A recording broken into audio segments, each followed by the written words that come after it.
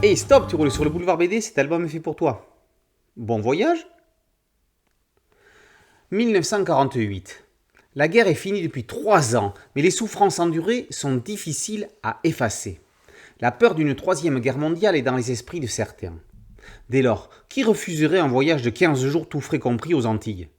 C'est ce que se disent les 44 vainqueurs d'un simple concours lorsqu'ils reçoivent un courrier leur annonçant leur prix et leur billet d'avion. Et pas n'importe quel avion, le Latéco Air 631, le plus grand et luxueux hydravion réservé à l'élite la plus riche. Un voyage et un séjour de rêve. Pourtant, ces vainqueurs n'auraient-ils pas un dénominateur commun? Cette liste est-elle un simple hasard?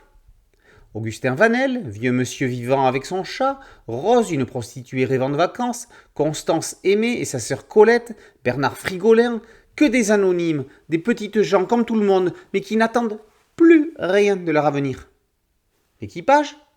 Marceau Renard, ex-commandant de l'armée de l'air française, dont le premier béguin s'appelait Rose, Victor, son copilote, ancien camarade d'escadrille, Paul Fort et son épouse Alice, qui a été son infirmière à la sortie de la guerre. Pour eux, un nouveau conflit mondial est loin de n'être qu'une hypothèse. Cependant, tout commence idéalement. Du bâtiment d'Air France, esplanade des Invalides à Paris, un bus pour la gare d'Austerlitz, un trajet en train couchette vers le sud, puis nouveau bus jusqu'à Biscarrosse, et le 6 avril 1948, à 4h02 précise, décollage vers Fort-de-France. Idyllique, me direz-vous? Mais là commence l'imprévu. Le lendemain, à 12h09, l'hydrobase des Ourtiquets reçoit un appel de détresse désespéré de Roméo India, indicatif de cet hydravion mythique. Puis plus rien, silence radio. À 16h15, le Latéco Air 631F BDRI est officiellement porté disparu avec son équipage et ses 44 passagers. Que lui est-il arrivé? A-t-il disparu en mer? Accident? Panne? Sabotage? Ou mystère total.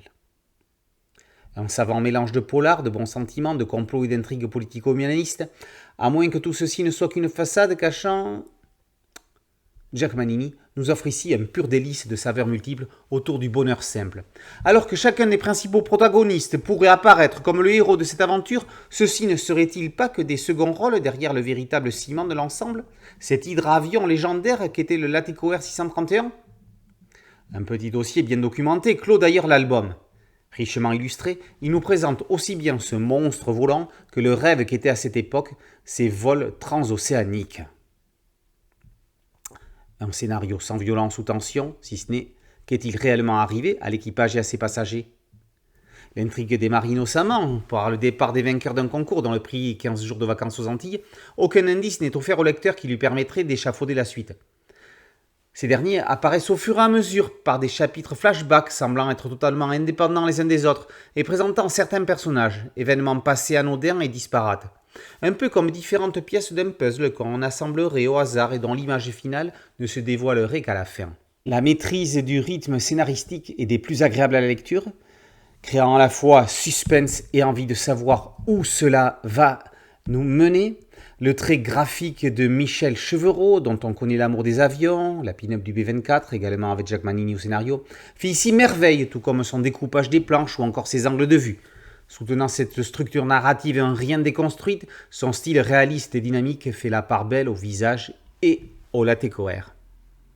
Entre détails aéronautiques et expressions, un travail soigné pour un résultat garanti. Jack Manini renforce l'atmosphère de son scénario par une palette de couleurs tantôt sépia, ocre, tantôt bleuté, soulignant ainsi les changements d'époque. Il crée une ambiance vintage, genre vieux film, années 40-50. Bref, bon voyage est un bol d'air plaisant en cette période de vacances pour certains, de rentrée pour d'autres, de morosité ou d'angoisse du futur, une invitation à se rappeler qu'une autre vision est parfois possible à certaines conditions. Merci à mon ami Thierry Ligaud pour cette chronique. Bon voyage avec un point d'interrogation par Jack Manini et Michel Chevreau et par vos éditions Bambou dans la collection Grand Angle. Boulevard BD, c'est un podcast audio, un site dédié et une chaîne YouTube. Merci de liker, de partager et de vous abonner. A très bientôt sur Boulevard BD. Ciao.